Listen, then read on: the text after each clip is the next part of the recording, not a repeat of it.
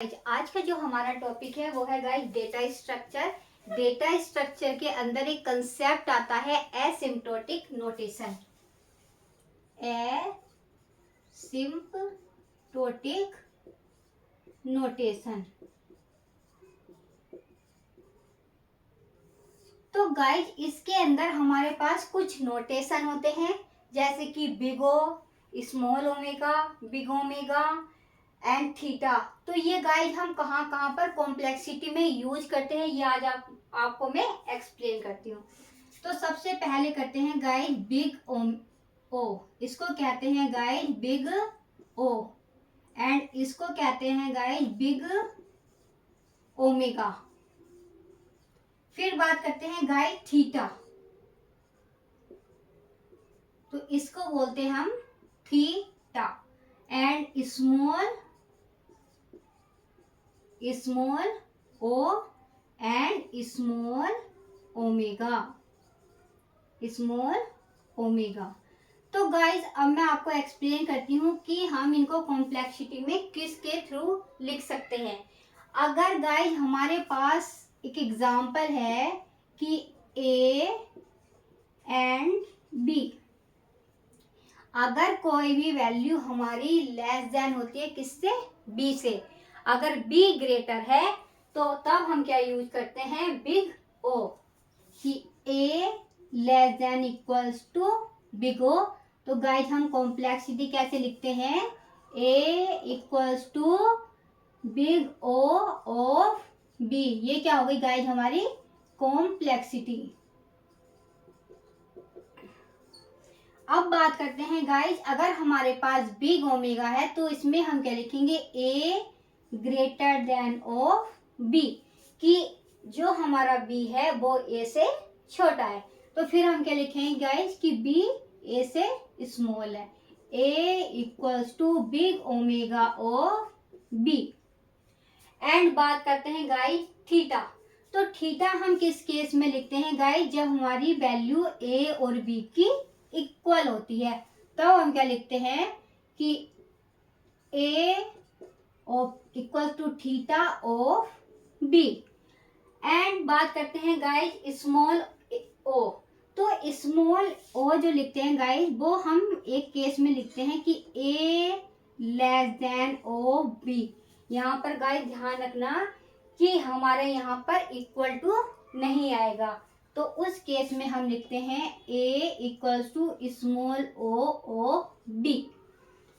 And small omega A greater than of B, तो A equals to omega of B.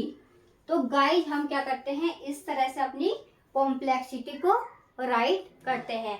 जैसे कि guys मैं आपको एक एग्जांपल के थ्रू एक्सप्लेन करती हूँ। जैसे कि गाइज हमें वैल्यू दे रखी function of n equals to n, and g of n की वैल्यू हमें क्या दे रखी है, एन स्क्वायर। तो गाइज इसके अंदर हमारी कुछ वैल्यू होती है, जैसे कि गाइज अगर हम इसके अंदर वैल्यू पुट करते हैं कि n बराबर 1, तो क्या हो, n बराबर 1 तो क्या होगा गाइज 1 2 3 ऐसे ऐसे हमारी वैल्यू आती चली जाएंगी। और अगर हम n इक्वल्स टू 1 की पावर 1, 2 की पावर 2 एंड 3 की पावर 3, तो गाइज इसमें क्या होगा, हमारा जो n होगा गाइज वो हमारा क्या होगा, जो g ऑफ n है गाइज वो हमारा क्या होगा, greater, and f of n क्या होगा गाइज हमारा स्मॉल, क्योंकि इसकी पावर कितनी है, n की पावर 1 और यहाँ पर क्या है n की पावर 2। तो यहाँ पे क्या लिखेंगे गाइज कि function of n less than equals to g of n। अब गाइज हमारी यहाँ पर कॉम्प्लेक्सिटी क्या बनेगी कि function of n equals to big O of g of n। And guys मैं अगेन आपको एग्जाम्पल एक्सप्लेन करती हूँ कि अगर हमारे पास वैल्यू है कि function of n equals to n plus 2 and g of n equals to है n प्लस 1। तो यहाँ पर क्या हो जाएगी वैल्यू, जो हमें गाइस हमें वैल्यू दे रखी है ये कि n क्या हो जाए इक्वल, बट कांस्टेंट की वैल्यू 0 मान लेती है। तो अब हम क्या लिखेंगे कि f of n equals to theta of g of n, कि जो हमारी फंक्शन n की वैल्यू है एंड g ऑफ n की वैल्यू क्या है इक्वल। फिर गाइस हम एक एग्जांपल और एक्सप्लेन करते हैं आपको कि example f of n equals to n square plus 3 and g of n equals to n plus 2 plus 1 plus 4। तो गाइस यहाँ पर हमारी कौन सी वैल्यू ग्रेटर होगी, n स्क्वायर। n जो होगा गाइस हमारा स्मॉल होगा, तो हम क्या लिखेंगे कि f of n greater than equals to g of n। तो इसकी कॉम्प्लेक्सिटी कैसे लिखेंगे guys, function of n equals to omega of g of n। तो गाइस मैं इसके लिए आपको एक चार्ट बताती हूँ कि उसको हम कैसे राइट करते हैं गाइस।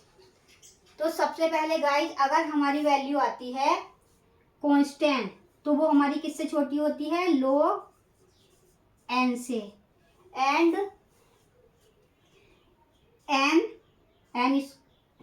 n बड़ा होता है log n से, log n बड़ा होता है 1 से।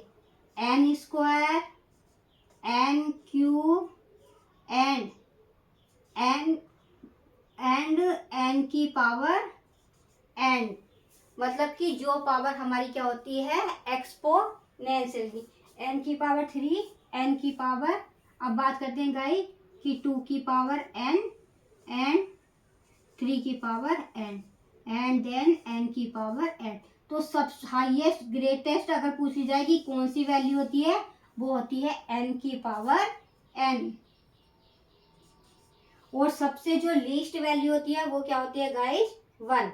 अगर गाइस एक और चीज मैं आपको बताती हूँ, एक्सप्लेन करती हूँ कि अगर कहीं पर भी मैनी लॉग्स आ जाएं, मैनी कि लॉग एंड लॉग, तो क्या होती है गाइस हमारा लॉग की वैल्यू से लॉग की, क्योंकि इसके अंदर मैनी लॉग लग चुके हैं। तो अगर हमें दे रखा है log of n equals to log of function of n की वैल्यू हमें क्या दे रखी है log n and g of n की वैल्यू हमें क्या दे रखी है गाइस log n। तो हमारा गाइस क्या स्मॉल हुआ gn, क्योंकि जिसके साथ में मैनी लॉग्स लग जाते हैं वो वैल्यू गाइस हमारी लेस देन होती है। तो यहाँ पे क्या राइट करेंगे, function of n greater than equal to g of n। And complexity क्या लिखेंगे गाइस हम कि function of n equals to big omega of g of n।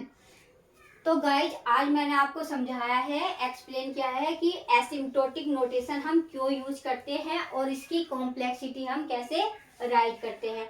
तो सबसे पहले बात करते हैं कि गाइज जो बिग ओ है वो हम किसके लिए लिखते हैं, लेस देन इक्वल्स टू के लिए। एंड ओमेगा जब हम राइट करते हैं तो ग्रेटर देन इक्वल्स टू के लिए। थीटा हम कहाँ पर करते हैं, जहाँ पर हमारी वैल्यू इक्वल होती है। स्मॉल ओ का जो यूज करते हैं गाइज ओनली लेस देन के लिए यूज करते हैं, ना कि लेस देन इक्वल टू। तो यहाँ पर हम लेस देन के लिए यूज करते हैं और small omega greater than B के लिए हम यूज करते हैं। यहाँ पर ये बात ध्यान रखना गाइस कि इसके अंदर इक्वल्स टू नहीं होता है। तो गाइस ये आज जब मैंने आपको कॉम्प्लेक्सिटी लिखना सिखा दिया है कि कैसे हम कॉम्प्लेक्सिटी को राइट करते हैं एसिम्प्टोटिक नोटेशन के थ्रू। तो थैंक यू गाइस, अगर आपको मेरी वीडियो अच्छी लगे तो शेयर करें, लाइक करें एंड सब्सक्राइब करें। Thank you.